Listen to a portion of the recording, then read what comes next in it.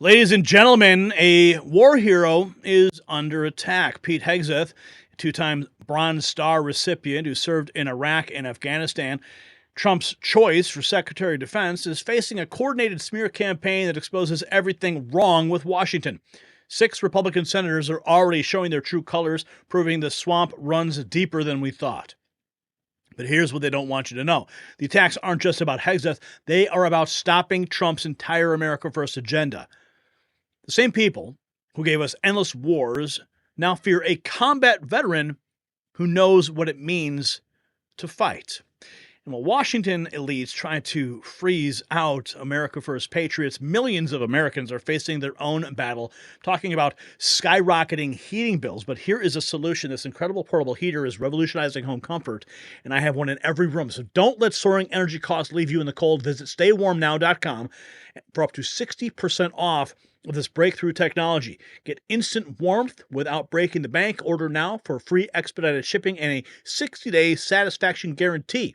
Fight back against rising costs with staywarmnow.com and stay warm this winter.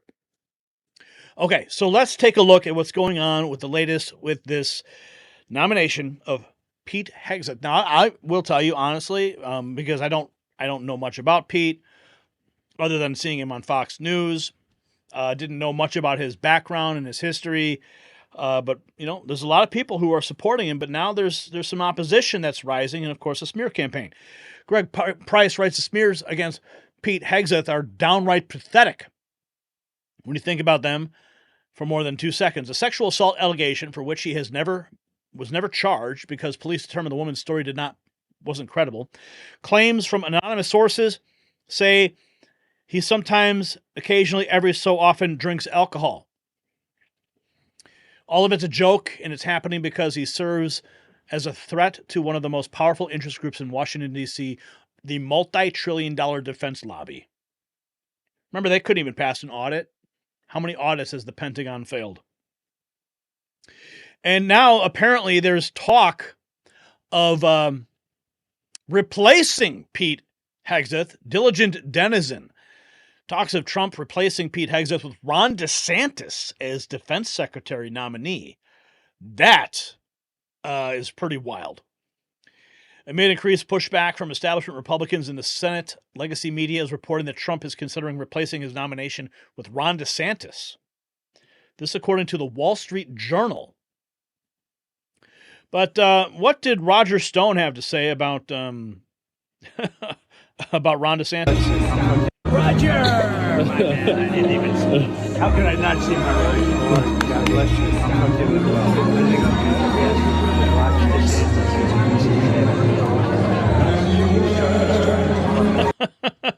That's what Roger Stone has to say.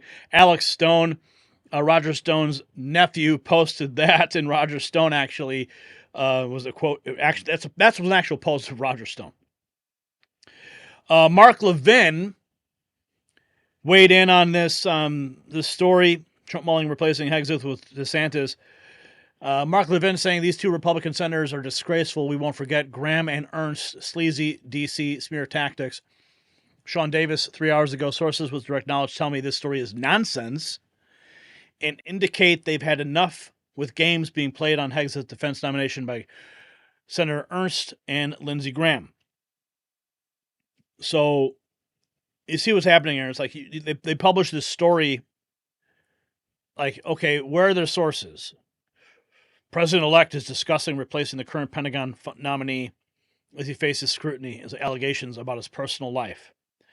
Okay, give me the sources. What are your sources? This is what they do. They create headlines, create drama, and then you got people who are like closer to Trump and say this is all BS. So who knows? But at least we have Senator Hawley. I would urge my Republican colleagues to let him have his hearing and listen to him under oath. Let's go through the process and give him a shot. I would just urge my Republican colleagues who are very worried. I know a number of them are expressing public concern. It's fine. But I would just urge them before they make up their minds, let him have his hearing and listen to him under oath. I mean, let's go through the process here and give him a shot to answer this and more. I mean, what about the recess appointments? Can't we do the recess appointments? That's what we need to do. Forget all this nomination and the process and the questioning and the interrogation. Like, all that turns into a circus anyway. I mean, who will ever forget the Kavanaugh nomination? Who will ever forget that? When they bring in all these lunatics to make all these allegations? Come on. Ugh. The nomination process is just crazy. Senator Katie Boyd Britt, our next EPA minister, Lee Zeldin, is committed to unleashing American energy dominance, strengthening auto manufacturing, protecting access to clean air and water. I enjoyed our discussion about fighting bureaucratic overreach and how he will advance President Trump's agenda. Energy is very important. Donald Trump has already stated that once you can bring energy prices down, prices across the board, at the grocery store, etc., housing, materials, transport, all the prices come down. It's all connected back to energy, and especially with the new race for artificial intelligence and the computing power required to process all of the AI technology. You need to have a lot of energy to do that. And that's why we need to make sure, like, all this Green New Deal garbage, like, setting up all these, like, wind farms and solar fields, it's not enough. Okay. I mean, even Mark Zuckerberg is looking at having a nuclear powered server center. He's not stupid. He understands. So we've got that going on. Here is Senior Advisor Jason Miller saying President Trump's cabinet nominations are receiving good feedback. Let's listen. Is the president-elect concerned about any of these nominees? And are you picking anything up on the Senate side that there are concerns about any of those? No, feeling very good about the nominees. And as they have these one-on-one meetings, we're getting really good feedback. Some of the senators are taking to social media and other media to demonstrate that. Mm-hmm. Others are communicating it directly to us. This is all being done in advance of the actual confirmation hearings. And when we have, whether we have Pete Hegseth or when we have Tulsi Gabbard, or later this week we'll have Scott Bessent, and into next week another these nominees going around, they're getting such good feedback because people realize these are highly qualified individuals. You take someone like Pete, for example, 2 Bronze Stars, was in combat in Iraq and Afghanistan. Absolutely. That's the kind of person you want running the DOD. I look at Pam Bondi running the DOJ, Kash Patel, someone who, by the way, was only the lead hostage negotiator in the first Trump administration. These are some really top shelf A-list people. And well, we look team's already in play. So this is good. There's good feedback, good momentum. Jason Miller coming also discussing Pete Hegseth. Let's listen more. I think he goes in a little bit more detail. And as you said, no, there's a reason why President Trump picked Pete Hegseth to lead the DOD. 2-time Bronze Star recipient, someone who served in combat in Iraq and Afghanistan. As you said, Ivy League pedigree. You want someone there leading the DOD who has served in combat, who knows what it's like to be shot at. Because a big part of the reason why President Trump won, he said he's going to stop these endless wars. You look also, say, with the Tulsi Gabbard pick, you look at the mentality that President Trump is bringing in, saying the U.S. should not be the world police. We're going to bring peace. We're going to bring stability. But it's, keep in mind, under his first 4 years, the only time in history we've never had a war. That's what he's going to bring back. And Pete Hegseth will be an important part of that. Kash Patel is the nominee to be the new FBI director, but there is one now. What happens next? Well, first of all, we got to go and President Trump, after he's formally sworn in on January 20th, and they'll make the moves to go and put Kash in, and that will be for the administration to go and handle. But Kash is another one who has a very impressive bio. Deputy Director at DNI, Chief of Staff at the Department of Defense. He's been a prosecutor. He's been someone who's been a public defender. Another one, too, especially with President Trump's comments last night, sending a pretty clear signal to the terrorists. They better let the hostages go. Don't forget that under President Trump in the first term, Kash was a lead hostage negotiator. And so this is someone who's very, very qualified to step in and do this. I hope it happens as soon as possible after January 20th. But does he want? So we'll see. Hopefully we can get these nominations in without too much of a fight. Here's CNN. Here's Jason Miller on CNN.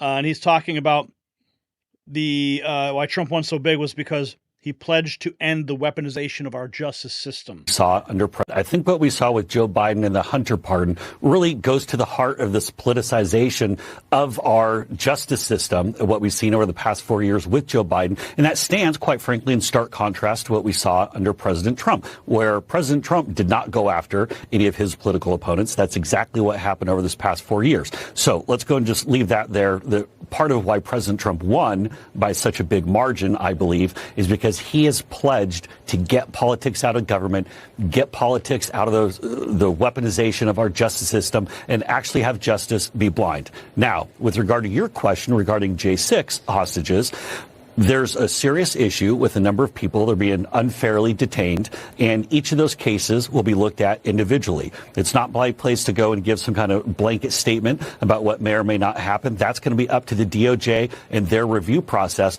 but people should have the rule of law be applied to them equally, regardless of their party affiliation or who they might support. Jason Miller, the guy is on point for sure. Here is Senator Tuberville. How do you say it again? Tuberville?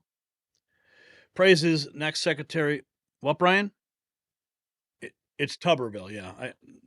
Bathtub, yeah. Okay, let's listen. He is 100% right choice, Larry. President Trump's he's not interested in business as usual because it's gotten us in trouble. Pete is a patriot. He understands the military 20 years, but he's done other stuff too. He's been in business. He's well educated, well spoken. But what I like about him, Larry, is he's the age.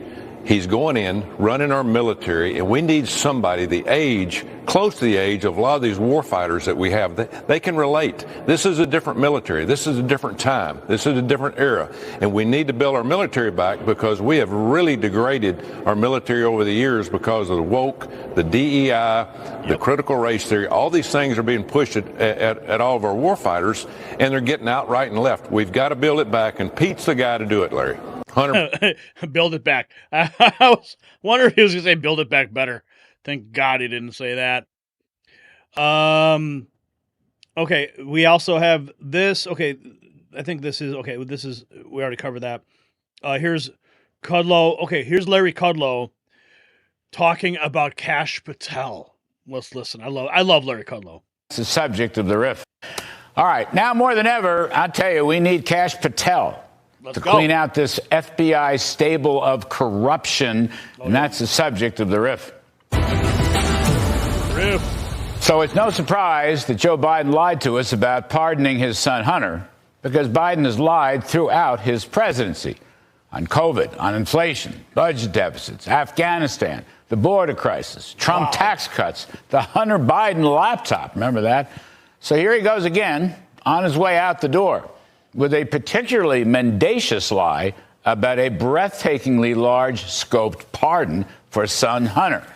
But here's the key as I see it. Incredibly broad scale of this pardon from 2014 through 2024 is really tantamount to an admission of guilt by Hunter Biden and by Joe Biden to all of the influence peddling that financed the Biden family crime syndicate. And the fact that the Biden Justice Department tried its hardest to defend Hunter, and the fact that the Biden Justice Department tried to put Donald Trump in jail for 750 years with all their weaponized lawfare attack that never had any merit at all this shows why it is essential to clean up the Justice Department and the FBI. Now, bring on stage Kash Patel, who President Trump is nominating for FBI director. Kash Patel is Mr. Cleanup. He's a brilliant guy, vast experience in law, national security, and fighting crime. He'll come into the FBI not to take revenge or wage some kind of new weaponization, but instead to cleanse the agency, to clear out all of the dead wood. Because right now, the FBI is caught in the throes of its greatest corruption scandal since J. Edgar Hoover. And this must be stopped. It must be ended. And the President Trump knows this. He knows it well. And Kash Patel is exactly the guy to do it.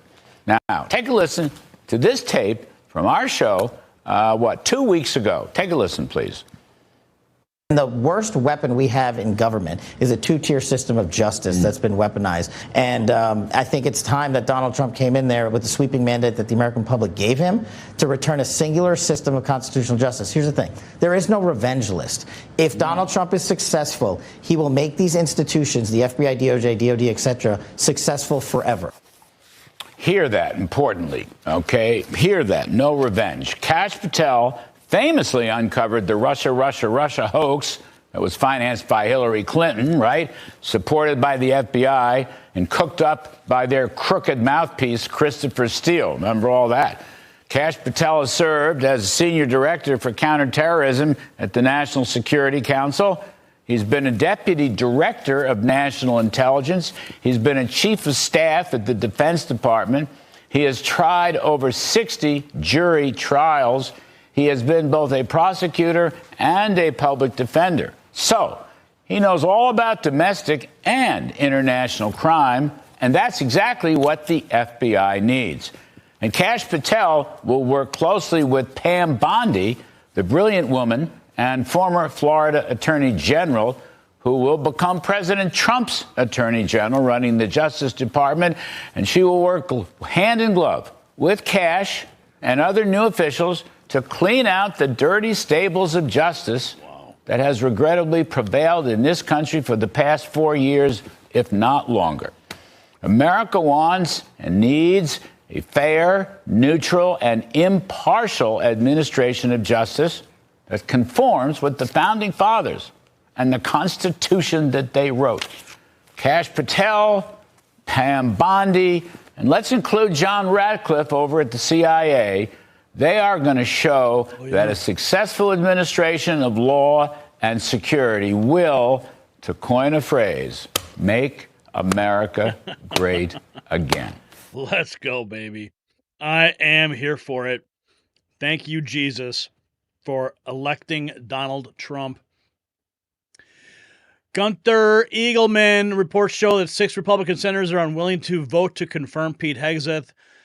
Remember, there will be primaries against any senators in Senate GOP that go against Trump's nominations. Laura Loomer reporting 7 hours ago, Fox News employees are conspiring against their colleague Pete Hegseth. Fox News. Pete Hegseth drinking worried colleagues at Fox News, according to sources tell NBC.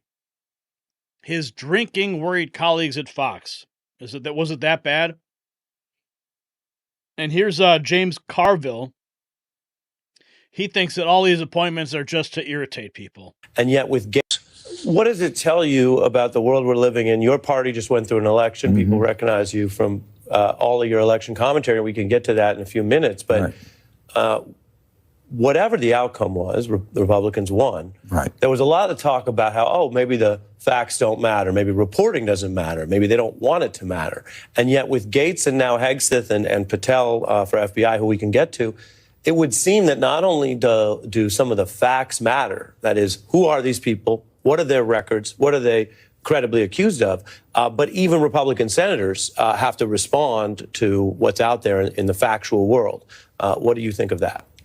Look, I think that they pick a lot of these people just to irritate people like us. I have this standard. The more angst they cause Rachel Maddow, the more likely they are to pick that person. They're literally, they're driven by resentment, and people have to understand that.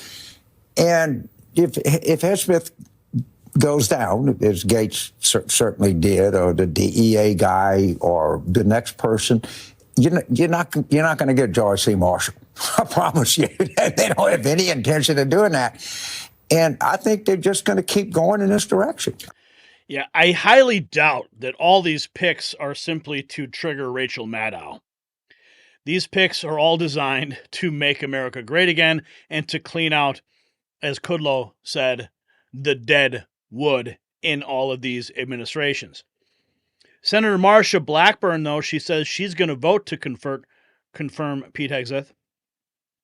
What, I've visited with Pete Hegseth, who is the nominee for Secretary of Defense. He gets this. He has experience not only as a warfighter, but in business and in messaging. He is a perfect fit to come in and reorganize, work with the team, and reorganize the Department of Defense so we do achieve peace through strength. Tell you what, Amen. That's what we need. Peace through strength. But 6 senators going up against this nomination process. Yeah. So I don't know about this whole Wall Street Journal piece. We'll have to wait and see if that actually pans out. If, like, we have a situation where we had the Attorney General who was picked. I can't even think of his name now. He backed out. What's his name? Why can't I think of his name? Oh my goodness! Total brain fart on my part. But he backed out, and Pam Bondi was put in his place. What was his Brian? Why can't I think of his name? Matt Gaetz. Thank you, Cisco. Matt Gaetz. Cisco for the win in the chat room. How embarrassing. Anyway, yeah, so of course there was, Matt Gaetz had to withdraw. They put in Pam Bondi. I don't think this is going to be the situation here. It certainly could be, but you never know. But if they can't get the votes, why not again? Why not the recess appointments? Why can't we just do that? Remember the secret that was with Mike Johnson and Donald Trump? They could certainly do that. So we'll see what happens. Anyway, the battle for the Pentagon isn't just about one man. It's about the soul of our military. While the establishment attacks a decorated veteran, you can show your support with our MAG Avengers collection at shop.nextnewsnetwork.com. Each piece represents a stand against the deep state's attempt to maintain control of our armed forces. Now, here's what I want you to think about and comment below. When 6 Republican senators oppose a combat veterans nomination for Secretary of Defense, what does it tell you about who really controls the GOP establishment? And why are they so afraid of having someone who's actually been shot at leading the Pentagon? Share your thoughts in the comments, and don't forget to grab our MAG Avengers gear from the merch shop linked below.